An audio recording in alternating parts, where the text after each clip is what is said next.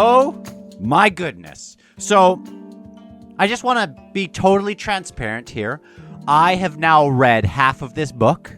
I know this is the review for chapter 4 and onward, but I have finished the first, I think, let me just make sure I know, 13 chapters. So I'm going to be doing a review of all these 13 chapters. So that's halfway through the book.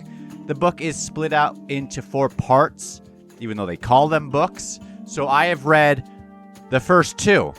So I wanted to put that out there because if you are planning on doing a read-along or you have been through the chapters, just know that I know kind of where it goes for at least the next few hundred pages.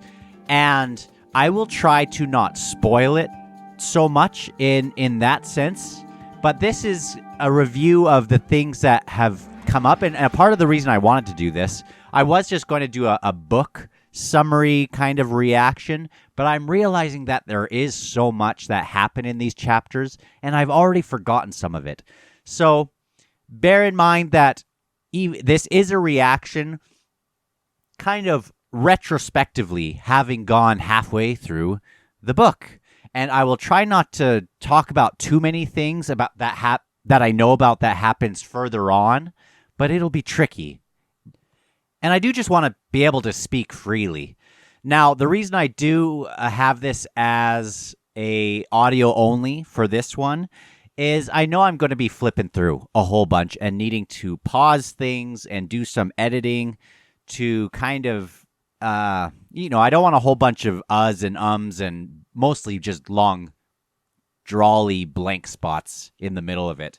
But we'll see how that goes. It'll happen either way. Now, let's go to chapter 4. And oh my goodness, are things starting to pick off. The first scene that happens here, I loved it. This is the one where Gruntle and Harlow and Stani, oh man, I can't believe we're already back here. They are at this crossing, and they are wanting to, all this caravan crossing, and all these people are pushing across at this little area, and as they are pushing it across, they I can't remember who, but they make a bet to see if it's going to work or not, if they're going to lose everything, how long it would take, and they eventually make it through. And while they're doing that, they look back and they see, later on, they see this huge carriage, which was Beauchelain and Corbel Broach, and everyone's noticing that it just kind of goes across without much problem. So that clearly has everyone's thinking, man, there's some kind of sorcery involved with this one. Now they get across, and there's this other merchant who comes strolling over, and his name is Buke. Buke or Buke, I call him Buke. But he goes through, he's walking through, he kind of is walking up to this carriage, and we find out through him that he was just another. Oh man, I'm excited to go through some of these chapters because I'm realizing how much I maybe have forgotten for some of these. Anyway, he was a part of this other merchant group, and his caravan broke up. They basically lost all of their wares. He told his boss that they shouldn't do it, but they did it anyway. He gets fired, and then he goes up to Beauchelain and Corbel, these creepy kind of spooky dudes that are a little bit eerie, and I'm still even right now not totally sure what's up with them, other than there are things up with them. And he basically gets a job, which I think, good for him. He's got to make some money. And Gruntle, I think it was in just his thinking. He's thinking of the time where he's kind of thinking, well, Buke has kind of pulled himself together from some things that happened before him. His wife died. His mother died. His 4 children died in this ugly house fire, I believe it was. And I think it happened during the Darujistan raid. That might not be totally right. And again, if I get a bunch of these things not totally right, hope you'll forgive me there. But instead of going to the bottle and really kind of doubling down in this self-destructive thing, he kind of pulls himself together, and he becomes more of a respected sort of merchant, it sounds like, which good for him. But now that he's lost this job, he is going to work with these two dark people who aren't even from dark is in like they're wearing black leather, I think, and dark in nobody really knows what's up with them. But he's going to get a job with them, and he gets a job with them. And we find out through his talk with Gruntle that his real motive is to get to Corbel Brooch, because there were some murders and things going on in Darujistan and in the Gadrobi district. And Buke wants to make sure that there's some justice in this. Now, if you are reading this at this point, we know that these guys are aware of things. They knew that Crowley may have been kind of probing and things, so they probably already know that Buke is wanting to do something. They probably already know his intentions. But anyway, he's going to do that. Gruntle tells him to just tell someone, but don't do it yourself. And then, of course, we have Stani, who is out of the the trio of Gruntle, Harlow, and Stani. She can be quite blunt, and she thinks that Buke is an idiot. And I think there was a moment where she says, I can't find it here, but she says, how many bear traps are you going to stick your head in? And he says, well, until one of them snaps down. Which, that sounds like foreshadowing if I ever saw one. Now, we switched that scene, so now there's this other little interesting thing going on. We switched to another scene with Quick Ben. And of course, I have to go way back to remember, but he's had this experience with these giants. So he's going to go get some opinions from someone that he, I shouldn't say trusts maybe, because I'm not sure if that's what's going on, but someone who may have some answers. And he goes within Pale's inner walls. He finds this kind of shanty town sort of area, or at least that's how I read it, and finds this woman. And there's this cackle sounding within. And when he goes in, he has some questions about Byrne, which I am so down with this subplot. Had some questions about Byrne. And let me just make sure I get this right. But she doesn't want to answer all his questions directly, but like a good teacher, I suppose, wanting to kind of guide Quick Ben towards his own answers so that when he asks that question, he can kind of already understand the answer. Now, he wants to know, let me make sure I get this right. Let me get this right. Okay, they're asking, why does the goddess sleep? Why does Byrne sleep? Because we knew, oh man, and in retrospect, this is way cooler. We know that something's up with her. And she says, some answers must have to be danced around. And he says, well, it's said that earth shakes and molten rock pours out like blood when Byrne stirs towards wakefulness. Something I've loved within these books is the way that Steven Erikson, even though this is a fantasy, he is kind of telling them some things that we would understand in our own world. That's our understanding, our scientific understanding. Though we don't speak of the Earth as this sleeping warren, this sleeping warren in that has a name. I mean, I guess we do call Mother Earth. But they're talking about when she shakes, there's these tectonic plates and they move together and it causes molten lava to come forward. And she says, well, so it is said, so it is said. And he says, and the destruction would be visited upon all life were she to awaken. So it is said. Well, meaning, well, why does she sleep?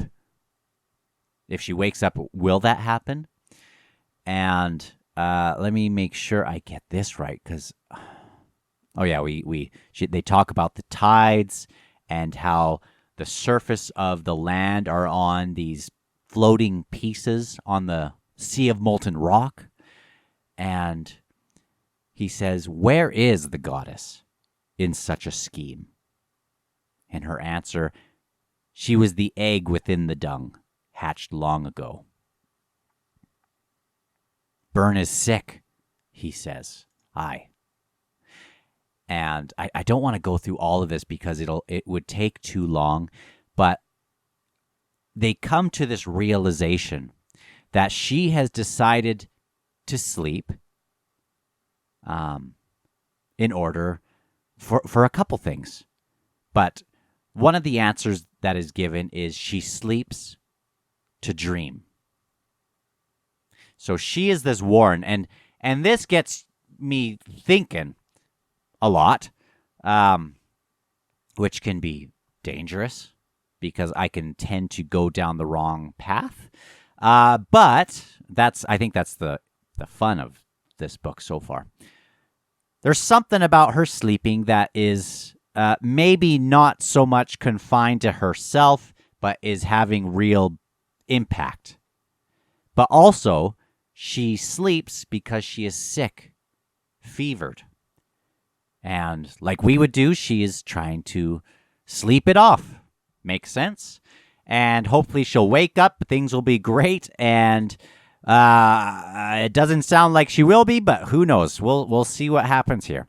And he needs help, and he leaves that pebble, that one of his tracking dot pebbles, and says that he will come back for help. And she's going to be doing some research on her own. And it should be noted, she kind of addresses him by his shadow throne, his shadow follower, priestly name.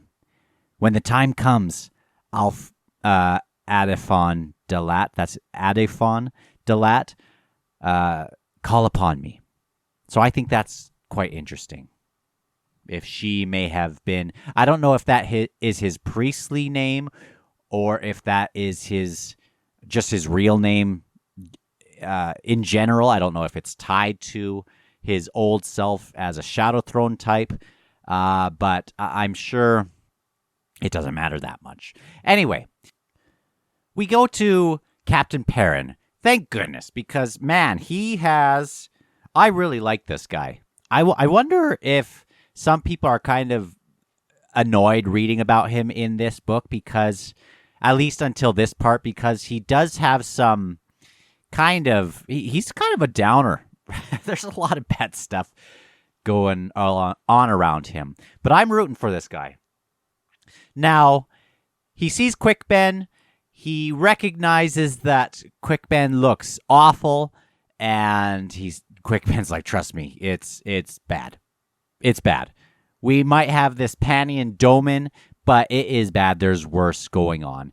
And there's this moment where they talk about, or at least Perrin talks about how, they're on their way to go to this council, which is going to be meeting up as this joint venture, kind of this loose confederation, or this temporary treaty against the Panian Domin threat. And so we're going to have Kaladin Brood with the Rivi people, with representatives of Moonspawn, and the people with Dujek and Whiskey Jack on the Malazan side, and the people that they would bring with them. But now we have this other thing going on that is freaking Quick Ben out. And Perrin is smart.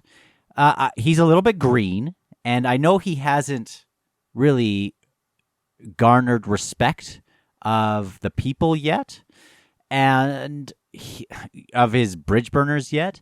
And he's recognizing that the Malazan system has always been quite systematic and effective in its rule. Think of the ancient Romans. Even though they were quite effective and in tactical things and in fighting and adapting, they were great administrators. Now, they were rich, and they could kind of control things by purchasing military might and renting it out, so to speak, and kind of going in and sieging and plundering and doing things that way.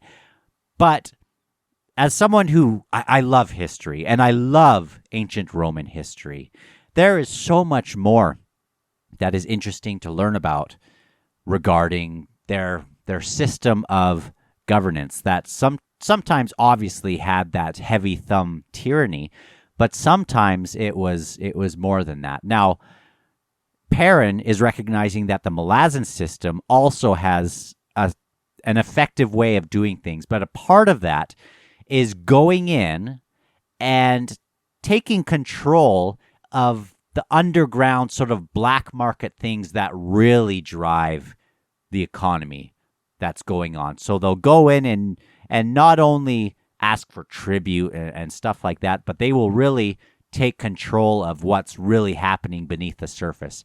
And that is a task that is given to the Claw, which is basically, I can't remember exactly the difference between the Talon and the Claw. One of them was external to the Malazans, almost like a external sort of CIA situation going on. External, going in, and I think that would mean the Claw, right? And then the Talon would be kind of the internal things going on. I might have that backwards, but either way, Perrin doesn't see any Claw people here. Remember, they're kind of doing their own thing now, and they don't see any Claw agents. So what's going to keep them fed? And hunger, as he will point out, is a powerful, powerful force, as foreshadowing, oh my goodness, we will see that coming up quite soon. I believe this is the point where, right, they're going through this alley. There is Spindle. I'm so glad we're back with these guys, by the way. Perrin finds Quick Ben Mallet, who's the healer, and Spindle, who is this other guy who wears his his mother's hair as a shirt. And we find out through him that his sorcery, when he opens up his warren, it triggers things. So as he's going, he kind of, weird stuff happens. And I'm not exactly sure, and that's not really the point either, but it's just interesting as they're going through, they see these dogs in a vicious fight, cat zigzagging. They see a score of rats scampering parallel to them. And it's just weird stuff. It's just kind of a weird presence. And they're going to this north gate of Pale. And this is where they're going to plan, or there's this plan that Perrin is going to speak with Silver Fox, I believe. That's where we are in the book, right? And he kind of gets some thoughts, or his thoughts go towards his sisters on 7 cities of Tavor, of the one who now, as we know, is the new adjunct, and of Lacine, who we know has her own things going on right now. Or no, not Lacine, of Felicin. They go and they can see this tent city, I guess that's how I see it, of the people that are with Brood, including the Tistandi camp. And they are just preparing for this parlay that's going to happen. And Whiskey Jack has some words for Captain Perrin, which I'm glad that this finally happens here. Probably not the best time, but it has to happen. Whiskey Jack tells him that his father has passed away, that Lacine's call of the nobility has been efficient, and of course the captain, Perrin, thinks that the worst has happened, and he just wants to be spoken to plainly. He knows that the noble-born women and children were raped and then murdered,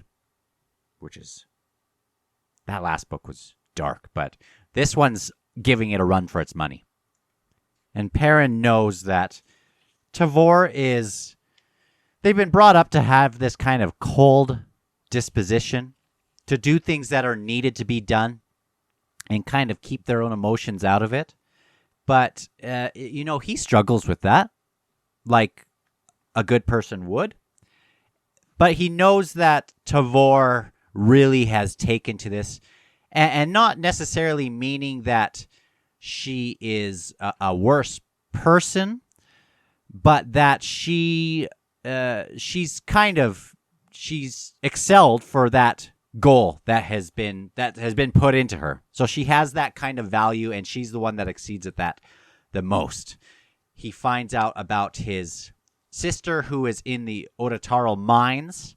Oh man, I can't believe that is a totally different set of characters in a totally different book that I am so invested in as well. Well done, Steven Erikson. I assume in the next book we'll be going there, but now I'm not going to want to be leaving this group of people. Anyway, she's not going to have a life sentence, and she's going to get away, and I believe that's the last he hears of this. Of Felicin and Tavor. Now, I just want to bring up this one thing, because there are some cool things that happen in this book, obviously. Massive set pieces that would look great on film if they could do it right, which I don't think anyone could do this correctly. If anything, this would have to be like a really impressive anime studio or something, just to get all the excitement and just how grand everything is. But more than that, one of the things I love about this is that Steven Erikson really gets theming. And it will go quite dark. I imagine it's going to get even worse than what I've gotten to. But at the 400-page mark, where I am, and I'm not going to talk about that yet, man, holy moly, some of the darkest stuff. But I don't think Steven Erikson, even though he writes dark material at times and brings people low, his characters low, I don't think he's a dark writer. Because in everything so far, even though, man, descriptions of horrific things, it makes the little flicker of light that he will place into it all that more sweet. There are things. I've read some dark books, meaning like grim books, not dark as in like I like books that kind of make me I don't want to just dwell on dark books. And I don't really go for gratuitous stuff. I like to stay away from a lot of profanity personally, which, it's not in these books almost at all. There's some sexual hard things in here, which, I usually stay away from that as well. But it does go to his themes. And obviously there's plenty of violence and stuff that happens as well. But I do think he's always doing that to serve his characters. And this is a moment here where, after hearing all that happened, Perrin is looking out at this field where all these people died. Looking at this mass grave.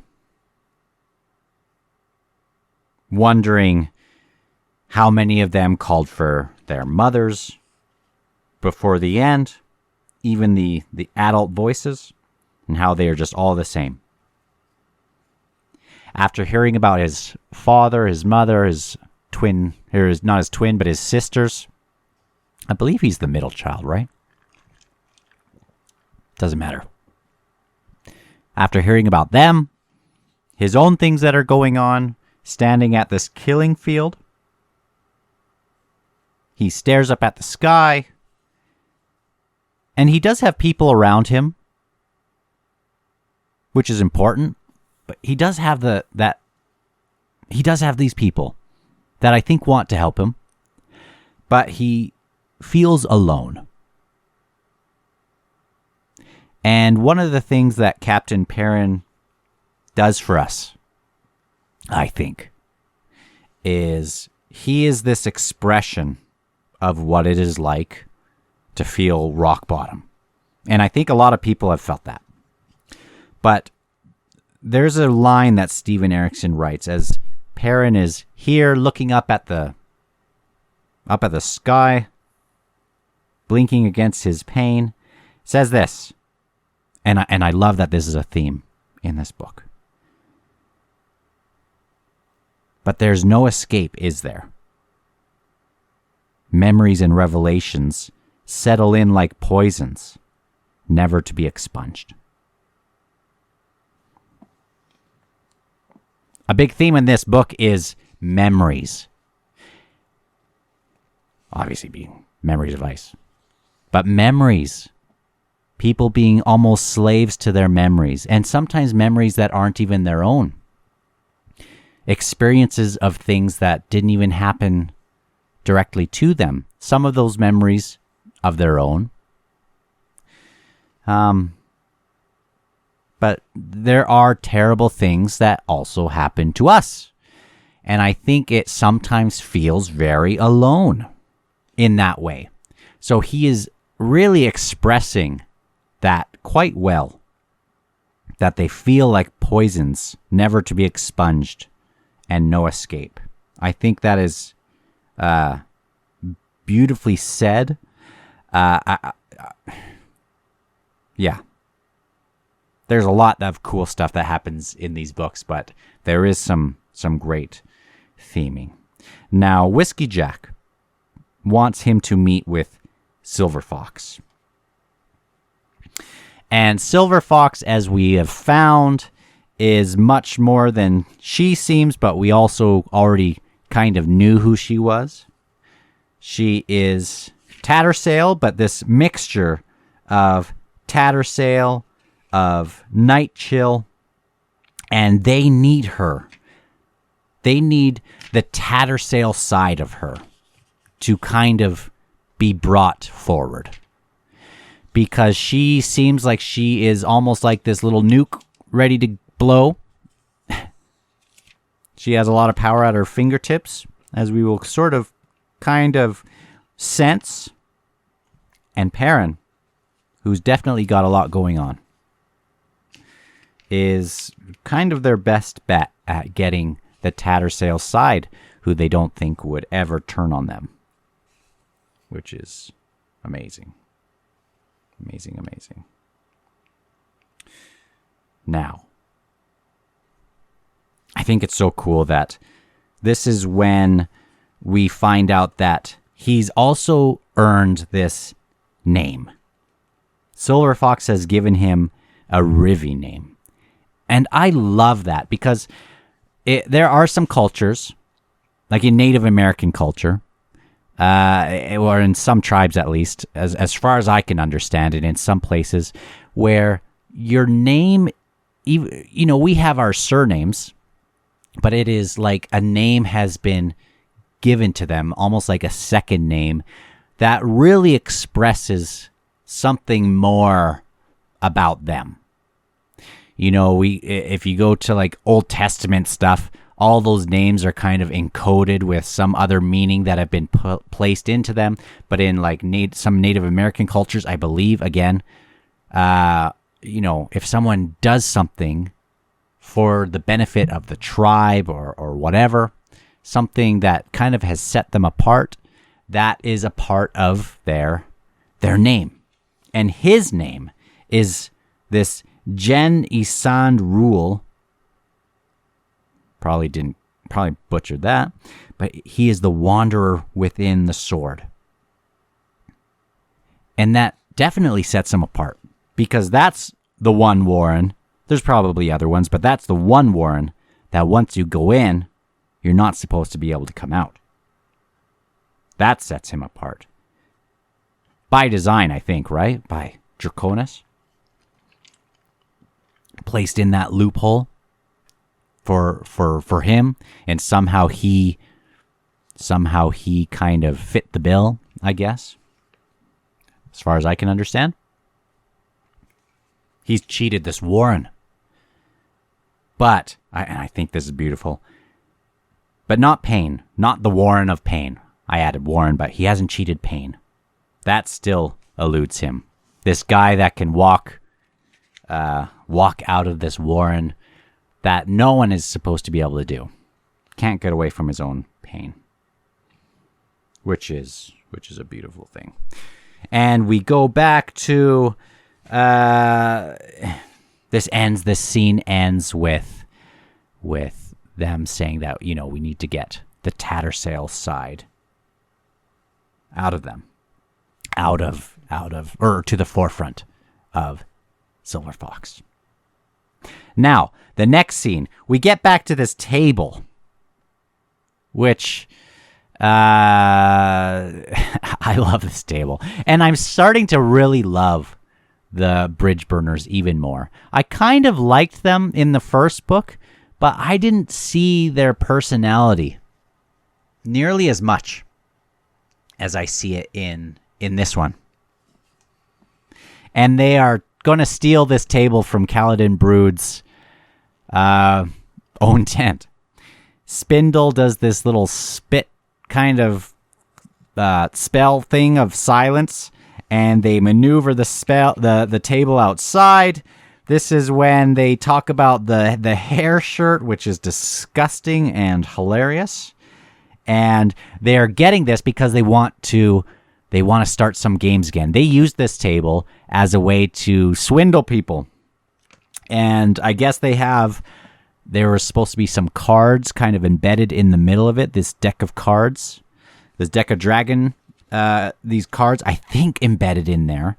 And it was Fiddler who was able, I think it was Fiddler, right? Yes, it was Fiddler who was able to kind of play these cards so that he was able to know what card someone would have face down. And so they're going to go do this and bring a whole bunch of people to start these card games again and get a bunch of money. So they're a bunch of cheats, which is hilarious. And it doesn't work. It doesn't work. They get cleaned out. And when the people are leaving, they're like, what the heck is going on with this? Spindle was running the table, and it wasn't working. And they check, and on the underside, there's this painting of a new card. And they don't quite recognize it. It has this dog, I believe, on the chest, which I don't know what to make of that. Like, is it just like a on his clothes, like a That's like the pattern on it? Or is there like a dog head? Like, I don't exactly know. And they don't quite understand it. They can't rub it off. Trots takes a look. And anyway, that will be important later, which is a really cool part. And now we get to the next scene. And this is with Perrin speaking with Nightchill. Or, sorry, not Nightchill. Well, I guess partly Nightchill. Speaking with Silver Fox. And speaking about this gathering that is about to take place, or is taking place right as they speak. This gathering of Talan Imas. And I think Perrin, as well as everyone, has reason to wonder, well, what happens when they do get here? And even if they do help us, we've seen what happens when alliances with them are done and there are crises averted. What happens to us after that's happened? Are they just going to turn on us? And she's this flesh and blood bonecaster, the first in hundreds of thousands of years. This is a cool part which I didn't quite understand at the time.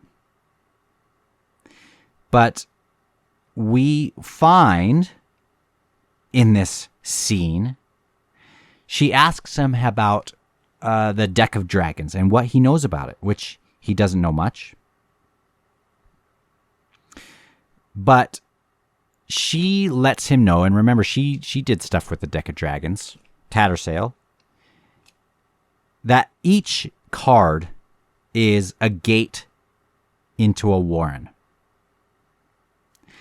And that, let me see. Let me just make sure I get this right. Right. We find that we find some more terminology in kind of understanding these the houses, which also kind of mean holds, I think. But Finnest, which is that acorn, as Azath house, is a Talan Imas term for the house of ice. Now, I know that the Jagged Omptos Falak is basically a warren of ice as well, but I don't think this is that necessarily. Tremolor is Trellish for the house of life. We got a lot of that in the last book. I need to go back to that last book. Can we just give a moment to the chain of dogs or whatever they call themselves? Man. And I don't know exactly how all of this kind of plays out. It's been a while. I had a lot underlined. But the House of Death, which is the Dead House, is within the Azath House. And then that the other houses in the Azath House is,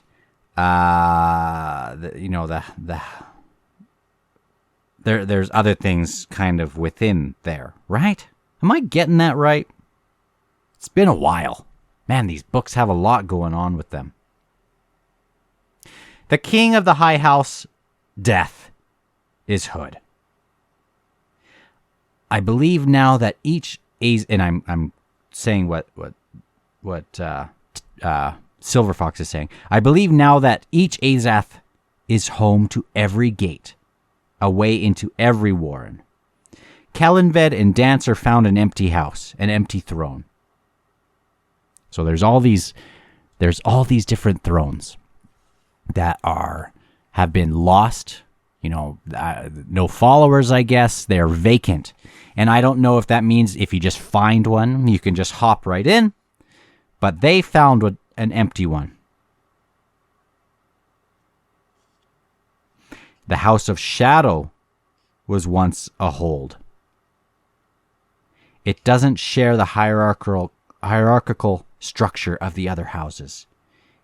It is bestial, a wilder place.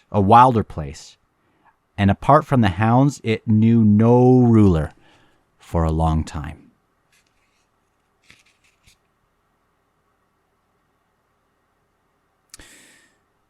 We get a little bit more about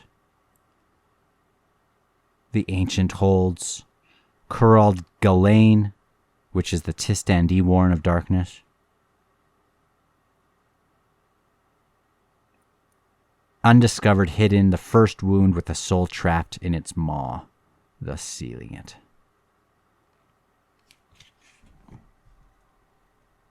You know, I probably should move on because there are lots of things, and I'm trying to kind of think this through as I come back to this. But it is tricky. It is tricky. We have these houses that, when Perrin was inside of the deck, or it's not in the deck, in the sword, all those people that were trapped within weren't stationary but moving, and on this wagon, which has some kind of significance here, but again, just move on. But the significance here within this scene is that Perrin there's a new master of the deck of dragons, one that is unaligned yet dominant, and it is him. That's her opinion, but it is him. It may have been that he was birthed by accident or some purpose. Only the Azaf know. You must find the purpose behind what you have become. And it's so cool because he has these dreams. He has these dreams of terrible things happening. And he kind of, I think, is within the dream, there's this child that is screaming within this kind of void. And instead of going towards it, he is repulsed by it. He flees from it. And she says to him that rather than flee from it next time, go towards it. Go towards it. He doesn't want to be this master, this unaffiliated master of the deck of dragons. But she says basically, tough. This is bigger than you. You know, you have this pain and stuff that you can't get away from. And yet, it has fallen on your shoulders. There's this purpose. You've been chosen, or because of just what happened to you, you got that hound's blood on you and stuff like that. You've been chosen. I don't know if chosen the right word, but you've, or selected, but it's on your shoulders. You can't get away from it. That wagon carries the gate. The gate into Curald Galain, the Warren of Darkness. And before just sending you off again, I want to make sure I get that right. Yes, the Tistandi Warren of Darkness. Now, the hold, just before ending, because the chapter ends, it's interesting that they express that the hold is kind of another word for the house. So it's like House Perrin kind of takes on a new meaning. And we see that other things that are happening within people in House Perrin. They might all be kind of having these interesting things put on them. Whether in this continent or in the last. Look what's happened with Felicen and Tavor. Really amazing. Really an interesting part. Now, I am going to try to rush through the next two parts and, or the next few parts, I guess, and try to get through this a little bit quicker. But, there's just a lot that happens, and I will see you soon, hopefully. So thanks.